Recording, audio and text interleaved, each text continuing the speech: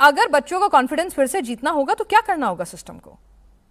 बहुत सिंपल तरीका है पिनाज। सबसे पहले तो मैं बताऊं, बच्चे मुझे डियर सर के नाम से जानते हैं, तो मैं बच्चों के दिल की बात आपको बताता हूं। एक्चुअली बच्चों की जो रियल प्रॉब्लम उसे कोई नहीं समझ रहा है। हम बात कर रहे हैं रिवैल्यूएशन की। रिवैल्यूएशन हो कैसे रहा है, उसके ना दो स्टेप होते हैं। पहला स्टेप होता है कि आपको पहले अपनी स्कैन कॉपी के लिए अप्लाई करना होता है। अगर आप स्कैन कॉपी के लिए अप्लाई करते हो तभी आप अपनी कॉपी को दोबारा से रीचेक या वेरीफाई करवाने के लिए अप्लाई कर सकते हो, जो कि अब 1 जून से शुरू हो रहा है।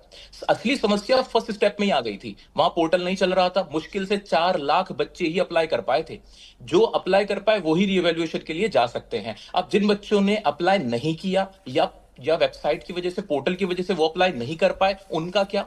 क्या ये मान लिया जाएगा कि ओएसएम में, जो कि बिल्कुल साबित हो चुका है कि गड़बड़ियां नहीं थी, शिक्षा मंत्री ने स्वीकार किया, सभी लोगों ने, बच्चों ने, चाहे मैं बात करूं यहाँ पे हर्षिता की बात करूं, यश की बात करूं, इन सभी बच्चों ने, वेदांत की बात करूं, उन सब ने आके क्या यहाँ पे साबित नहीं किया कि उनकी कॉपीज में ब्लंडर्स थे, बड़ी भारी गलतियां हुई थी?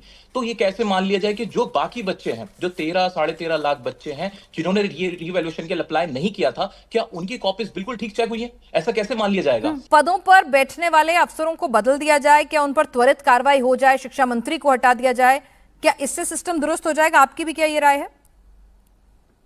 कमाल है पिनाज, यहाँ पे सभी बुद्धिमान लोग बैठे हुए हैं। कोई मुझे एक बात बता दे कि हर कोई ये बात मान रहा है कि जो बच्चों की कॉपीज चेक हुई उसमें गड़बड़ियां थी, बड़े ब्लंडर्स थे। उसके बावजूद भी बच्चों के लिए अलग से क्या हुआ? उनको क्या मिला? उनको तो कुछ भी नहीं मिला। रही बात रिवैल्यूएशन की, वो तो हर साल होती है। वो तो हर साल होती है, बल्कि जो जिस तरह से अभी रिवैल्यूएशन में प्रॉब्लम है, ऐसी प्रॉब्लम नहीं आती है। तो उन बच्चों का क्या? क्या कोई यहां बैठा हुआ एक भी व्यक्ति ये कह सकता है कि जो 98 लाख कॉपीज बच्चों की चेक हुई थी वो बिल्कुल ठीक चेक हुई है? कोई भी विश्वास के साथ ये बात कह सकता है? और जब हम भी मान रहे हैं, शिक्षा विभाग भी मान रहा है, शिक्षा मंत्री भी मान रहे हैं कि हाँ, कॉपीज चेकिंग में गड़बड़ियां हुई हैं, तो फिर बच्चों को क्या कॉम्पनसेशन मिला?